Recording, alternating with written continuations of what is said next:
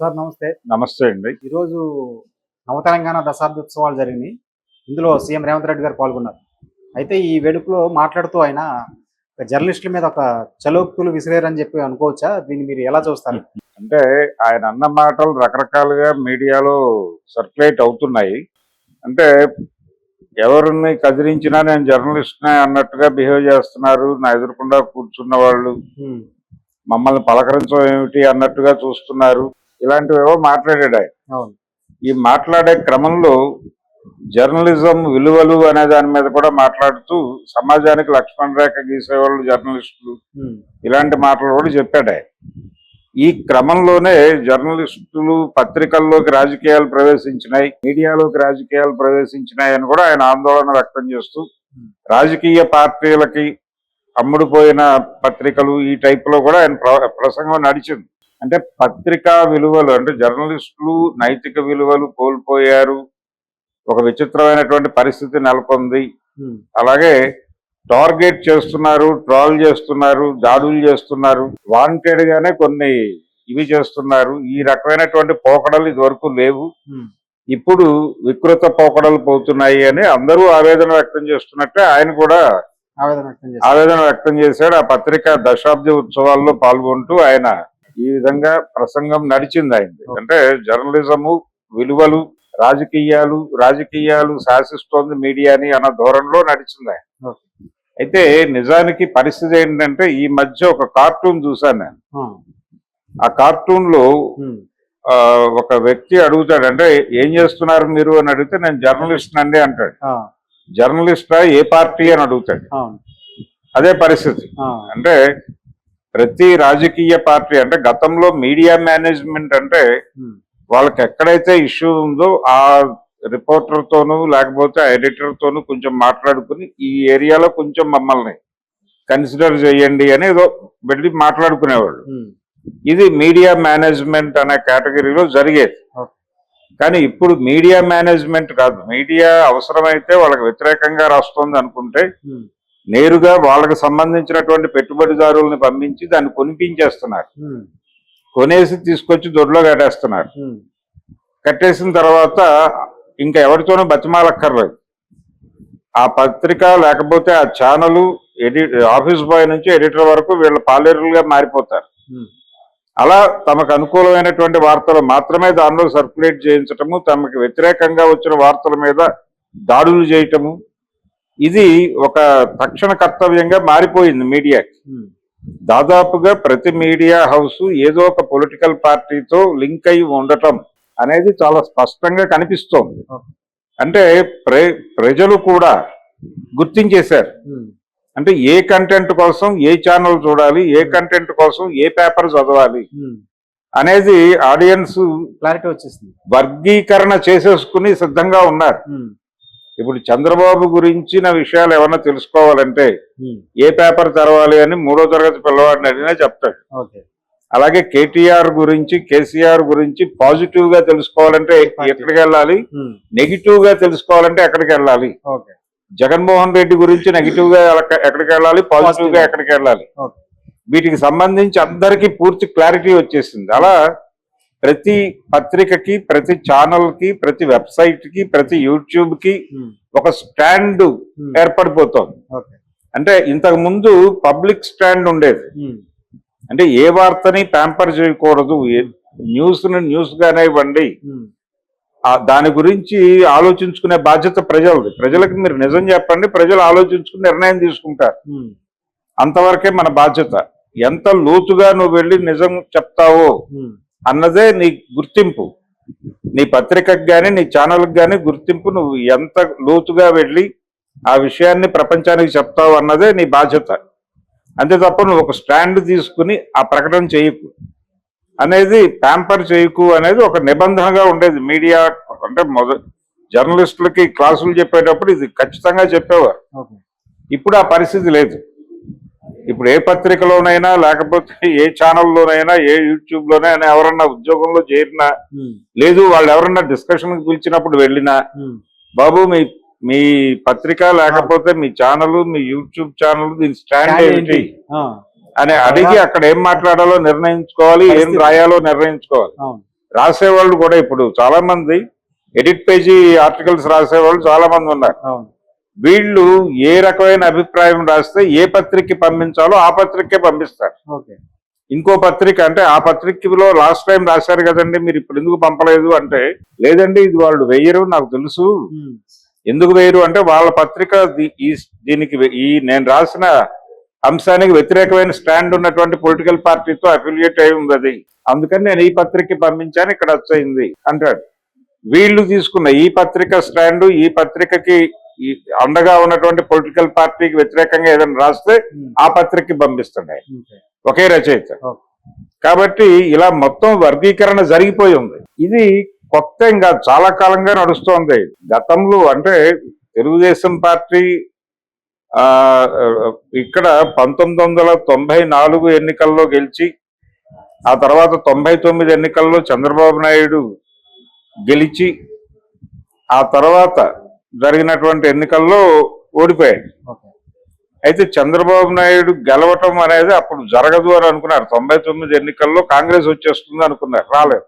ఎందుకు రాలేదు అంటే మీడియా సపోర్ట్ బలంగా ఉంది ఆ పార్టీకి, అందువలన దాన్ని ఏం చేయలేకపోయాం అనేది ఒక నివేదిక.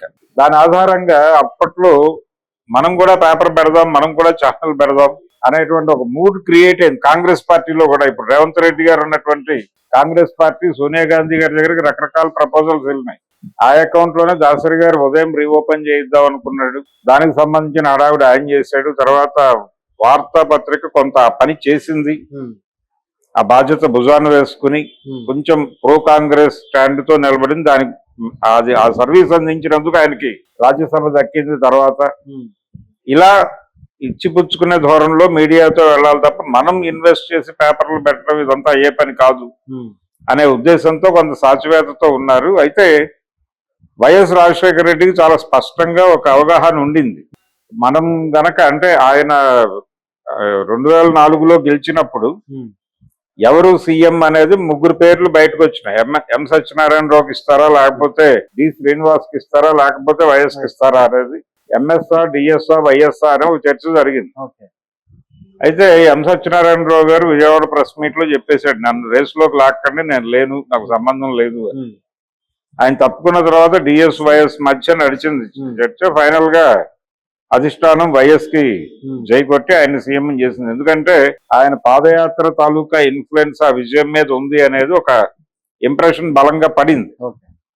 కాబట్టి ఆయన్ని సెలెక్ట్ చేశారు. అయితే ఒకవేళ అలా జరగకపోతే ఈసారి కూడా అంతకు ముందు 2 సార్లు ఆయనకు అవకాశం వచ్చి చేజారిపోవటం, దానికి కోటల విజయభాస్కర్ రెడ్డి గారు లాంటి పెద్దలు ఈయన కొంచెం దుడుకు స్వభావి ఇలాంటి విషయాలతో అడ్డం పెట్టారు నరసింహారావు గారి మద్దతుతో అని ఒక ప్రచారం ఉండేది.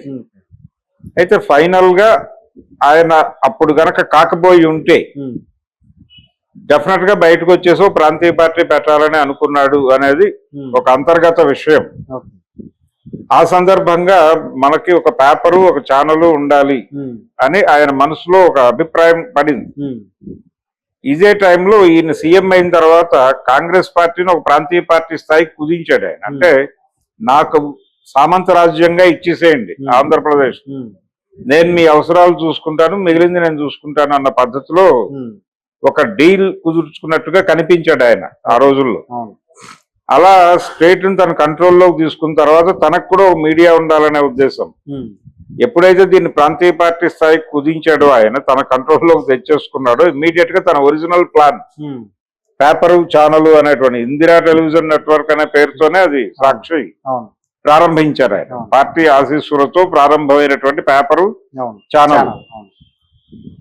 ఇలా తనకంటూ ఒక మీడియా ఉండాలని పొలిటీషియన్స్ అందరూ అనుకుంటున్నారు. అలాగే ఇప్పుడు ఆ స్థాయి దాటిపోయారు.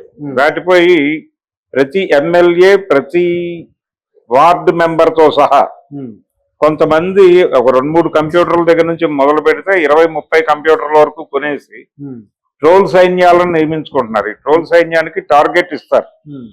వాళ్ళు యూట్యూబ్ లో మాట్లాడతారు, ఎక్కడైనా మాట్లాడతారు, ఏదైనా చేస్తారు. ఫైనల్ గా తాము ఎవరికి దగ్గర అయితే జీతం తీసుకుంటున్నారో వాళ్ళు ఎవరిని టార్గెట్ చేయాలనుకుంటున్నారో, ఎవరి జీవితాలను, అంటే వీళ్ళకి ప్రత్యర్థుల జీవితాల్లో జరిగిన విషయాలు కూడా రోడ్డు మీద పట్టుకొచ్చి మాట్లాడేయాలి. ఈ లెవెల్లో పని చేస్తే జీతం వస్తుంది.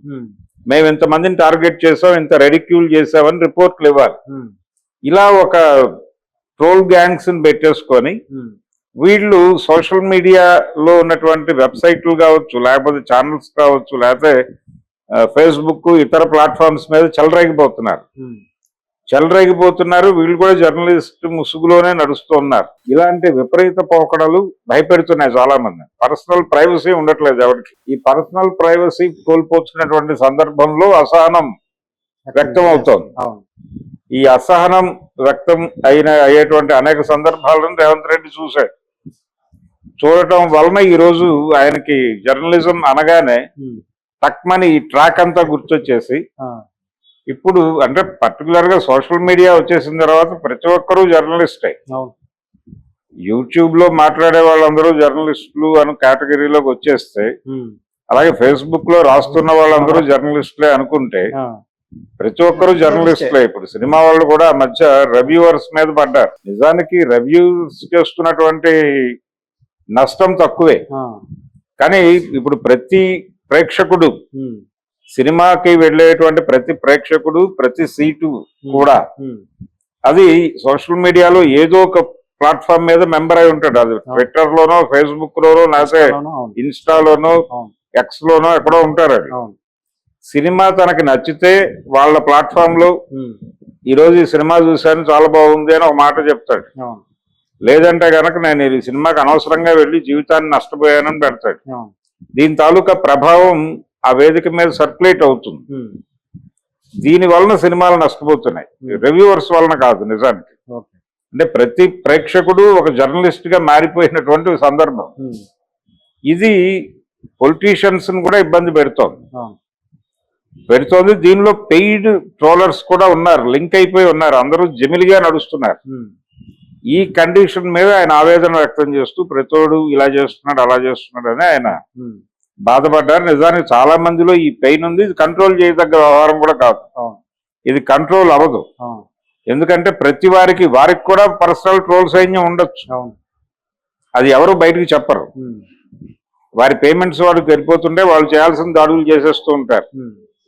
కాబట్టి ఇది ఒక జనరల్ ఫినామినాగా మారిపోయిన సందర్భం. ఆయన ఒక పెద్ద మనిషిగా ఆ ఫంక్షన్ కి వచ్చాడు. అది మీడియాకి సంబంధించి ఒక పత్రిక దశాబ్ది ఉత్సవాలు కాబట్టి అక్కడ జర్నలిజంలో తలెత్తుతున్నటువంటి ఇటీవల కాలంలో తలెత్తినటువంటి వికృత ధోరణుల మీద ప్రసంగించడం తన సామాజిక బాధ్యతగా గుర్తించి మాట్లాడాడు.